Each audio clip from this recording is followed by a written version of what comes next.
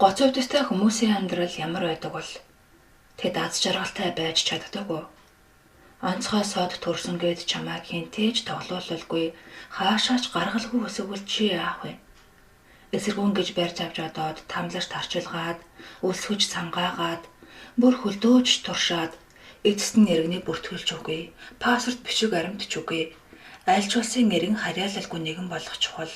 Чи яах вэ? Сайн байцгаана уу өргөн мөндөд сонсогчдоо. Алтан гүд болон Монголын зохиолчдын үеийн шагналд Алтан гэрлийн амар сайхан зохиолчийн Аран зул зүүн роман Эм бүхэд орлоо.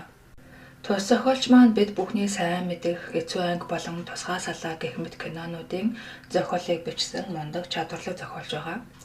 Аран зул зүүн зохиолд гоц сод гууг гайхалтай өвдөстөн гэдэг өнцгөөс нь бус гойд чадлаасаа болоод нийгэмд хэрхэн ганцаардаж инэл жимтэрч өдөрч зовж буй сэтгэл зүг үзүүлсэн нь Аран зул зүүн романы онцлог. Нэр нь Аранзал, зүүн нь Аранзал, зөв нь Аранзал, дайсан нь Аранзал хөвгүүн ялхаасаа эхлээд л хаагдмал нэгэн болчихдог. Босоо дайлын хүүхэд гадаа дураараа тоглож байхад ганц тэрэл гэртээ хоройтой. Чи бол онцгой нэгэнгээд түүнийг айлтж оруулахгүй. Наадан болоход үеийн хөвгүүд нь атар амгалан мордой унаад дуртай тийшээ хүнзүүлэн давхиж байхад ганц Аранзлаас л аав нь салахгүй дагаастай.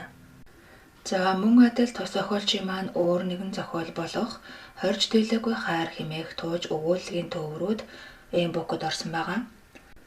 Хайр дурлалд өнгө байдаг болов 70 настай эмэгний уучрал ямар байх вэ? Найстаа эргүүлж өгөх гэсэн бүсгүйтэй өөрөө хайртай гэдгээ гинэт мэдвэл чи яах вэ? Сургуультаа од игч мэд бүсгүйд дурласнаа хизээч бүдэшгүй гэж бодож явтал тэр чамд хайртай байсныг мэдвэл чи яах вэ? Энэ бүх дурлал өөрийнхөө өнгөтэй байж таараа. Эдгээр номуудыг та бүхэн Эм бүхээс унших хувилбар болон аудио хувилбараар хүлээн авах боломжтой. Өнөөдөр миний би та бүхэнд Алтан гэрлийн амар сайхан зохиолчийн нэгэн зохиолыг хүргэхээр бэлтгэлээ. Зохиолч Алтан гэрлийн амар сайхан зохиолыг уншсан Цэдэн сод намын зол жаргал Мурай Гүмбэ өгүүлэлэг. Гүмбэг гэргий төвчж чаддаггүй, харин би хөөж чаддаггүй. Гэм хийчихсэн мэт хүн рүү гүлэн харц хаялж, ам дагуулж худлаа инээсэн энэ нөхөр бол оюутны байрны нэг өрөөнд 5 жил хамт амьдарсан яах аргагүй гэгэлгэн залуу насны минь найз. Нэр нь Гүмбэлэг боловч Мурай Гүмбэ гээд оюутнууд яриад хэвшчихсэн. 10 гаруй жил алга болсныхоо дараа зочлохдоо тэр гэргээд цэцгийн баглаатай ирээд оройжин эрхүүгийн дурсамжаа хуужлан суув. Ханамын соёлтой мэдлэгтэй сүрхий залуу юмаа хэмээн дуу алдаж тэр үдшээс хойш тууж Гүмбэлгийг магтаж байгаа билээ. Би харин муу найз минь эрх биш буур суугаа биздээ гэж итгээд түүний эвгүй хочны талаар дуурсаагүй мурдаг гэдэг үг цохолгаач үгүй. Гэрснээс хойш дөнгөж гал голомтод минь гүйчилж гэргээтэй дөнгөж танилцаж буй найзаа муу хэлэлгүй эрх хүний жудаг шуу юм гаргасан хэрэг. Гэтэл хэд хоногийн дараа ихнэр найз чинь мөнгө зээлээд явлаа.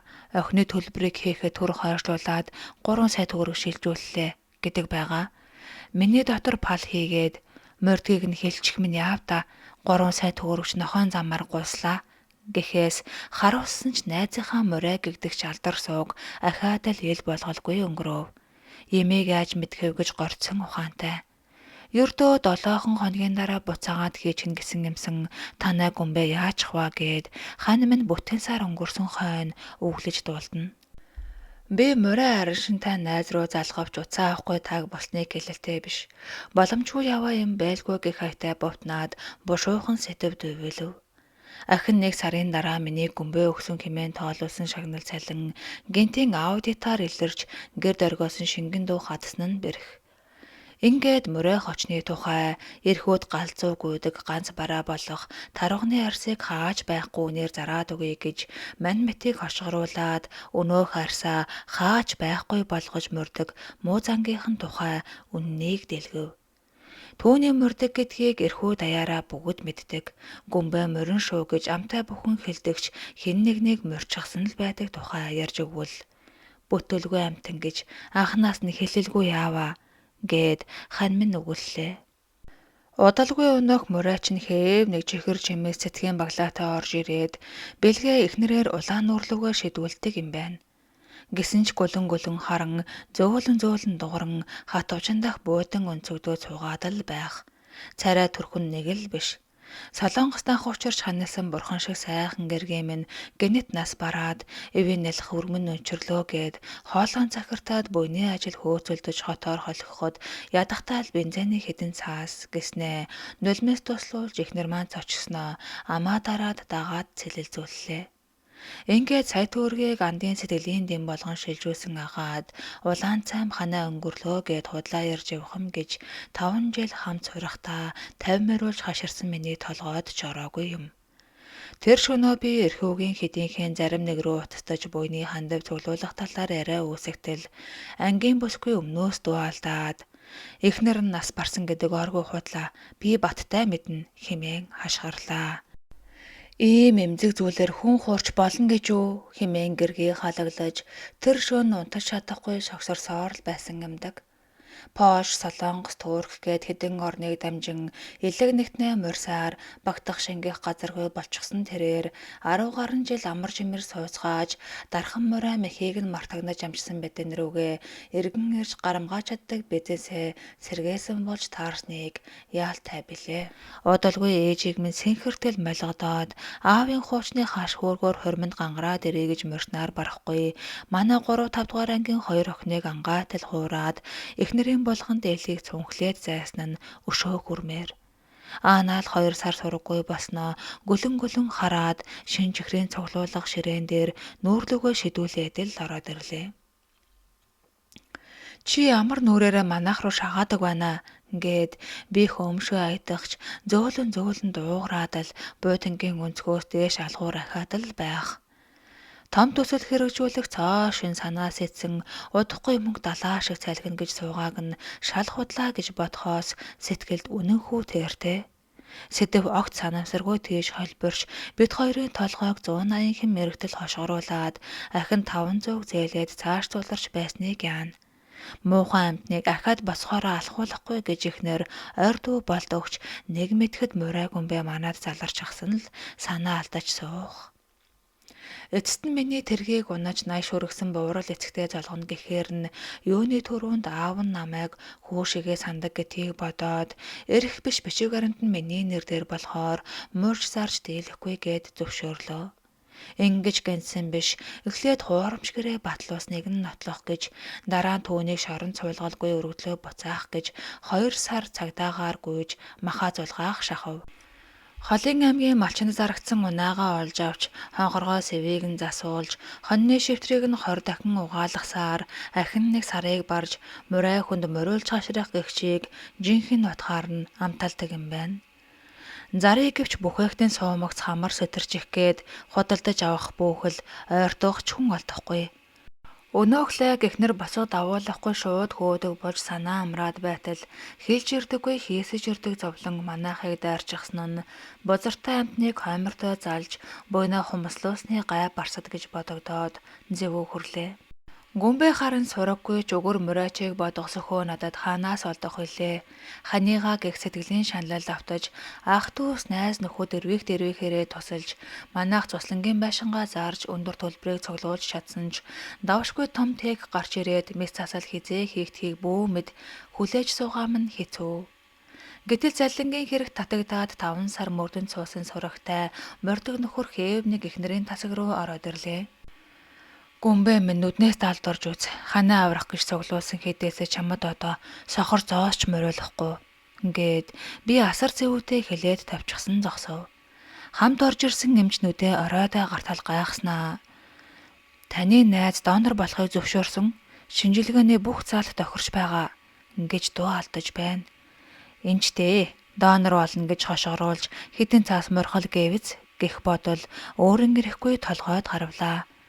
Тавсан өдөр ирж мэс засал эхэлсэн ч гүнбэд итгэж чадахгүй хизээ нь юу гэж хэлж морихвол гэж айсаар суусан. Их хэмж гарч ирээд мэс засал амжилттай босныг хэлэхэд сэтгэлийн их асар уйслаас ухаангүй шахан болоод өнөөх муу мурайч найзыгаа дугуйтай орон дээр төрүүлэн гарч явааг шилэн хаалганы наанаас ширтэн ансгаад өөрөн нулимстай зогсоогоо бүр түүр мэдэрч билээ. 2 охин минь ээждээ донор болж тохирохч хүүхдийг хүндмийн засалд оруулдаггүй. Эхнэрийн ганц дөө суурвчтэй эсрэг заалттай гаднаас хүн олно гэдэг 10,000-ад ганц таарах ховор тохиол учир хайртай хүнээ аварна гэдэгт итгэл алдрахтаа тулчгаад байсан юм. Доонор хизээч олдохгүй гэх айдас тарих мэрж гэргийн бие улмалд ордож бүтэн жил шаналж байтал аврал хайрлах өгөөмөр сэтгэлтэн дэрэгдээс гараад ирсэн нь энэ. 2 сарын дараа гүмбээд 3 жил 6 сар хорихол онооход миний дотор бачуураад шүүх хурал тарсан ч тайхимд суусаар л байж үлээ. Засаршгүй мурай найз минь ямны газрын дарга залуухан бүсгүйн тархийг угааж, ичмээр гинэн төсөл эхлүүлж манаргаад цочмоор их хохирол учруулсан. Гэргий бид хоёр байраа жижигрүүлж шинэ унаагаа зарж нэмж зээл аваад хохирлын дийлэн хувийг төснийг харгалзаж үзээд байгаа хэрнээл хуулийн заалт чанга учраас яах ч арга байгаагүй. Төвний эрүүл мэндийг харгалзаж 2 сар совилуулах боломж өгсөн ч бүрэн илаарчж тэнгэрсэн тул ялыг биеэр эдлэх чадвартай гэсэн шүүх хэмэлгийн дүгнэлт гарч төдөлгүй төр төмөр нүрээ үзүүлж 20 ханг руу аччихсныг болиулж чадах биш. Ядруу биетэй гүмбэ шоронгийн хүүтэн чийгэнд зутарч хүчээр ажилд сулдаснаас дотор эрхтний шархан өвдөрч хүндөвчлөөд эмчлүүлж эхэлсэн ч би энэ диглээгүй. Мис заслаас жилийн дараа нас барчихсан нь харамсаад баршгүй. Гаднаас чанартай хоол захиалж идэж бай гэд гэргээ даасанд нь мөнгө шилжүүлж байсныг бараг л хэрэглээгүй. Өвгөн болсон эцэгтэй үлдээх тухай гэрээслэл бичсэн нь өрөвдмөр. Хөөхий талигчийн цэцгийн баглааг хог ургамал шиг нүүрлэн шидэснээ бодохоор дотор харлах юм гэж гэргээ хэлээд самсаан шархирдаг. Имийг яаж мэдхэв хантай нэлхүртэй болсон нь үнэн байх вэ? Тэдэнд нь туслая гэд хоёул хайж үзтэл эвээ минь яалтчгүй худлаа хэлсэн байсан. Насан өндөр эцэгтэн дэмтэй явъя гэтэл бухшаад хавдуулахгүй нь хэцүү. Хөөмөн нэрт нас барахад хүргэсэн нүгэлтнүүд гэж бодож суугаа нь гарцаагүй гэж бодхоос зүрх шимширнэ. Тэгж байтал хөгшин намайг ирж уулз гэж дуудуулж сэтгэл дэнсэсээр очлоо. Муу хөөмөн өөр засрахгүй явсаар хорвоог барлаа да. Амьтдаа ганц ярддаг хүн нь чи л байсан. Тавлинтай юм шиг надад хайр мөнгө гэдэм өгч алдаад годоггүй явдаг ганц найз минь гэж хэлдэг байсан гээд нулимсаа арчхад нь гэргий бит хоёр тэсэлгүй уйлсан. Эцгийн гэрийн зүүн авдар дээр зулын гэрэл чаргалдах хөргийг нь харах үед сарын дараа өргөдөөд арилах 5 хатар цаас жилийн дараа халцраад унах хэдэн шар тарганы арьс юу ч биш. Эрдэнэт хүмүүний алтан ам бүхнээс ирхэм гэдгийг бидэнд ойлгуулчаад тэнгэрт гарчтэй гэж бодогдов. Миний хоолой захиртаад найз минь чамд мурай гэдэг муухач огт тохирохгүй. Чи бол ханыг минь аварна гэсэн сүүлчийн асар том амлалтаа морилгүй яс биелүүлсэн эр хүн гэж шивнэсэн.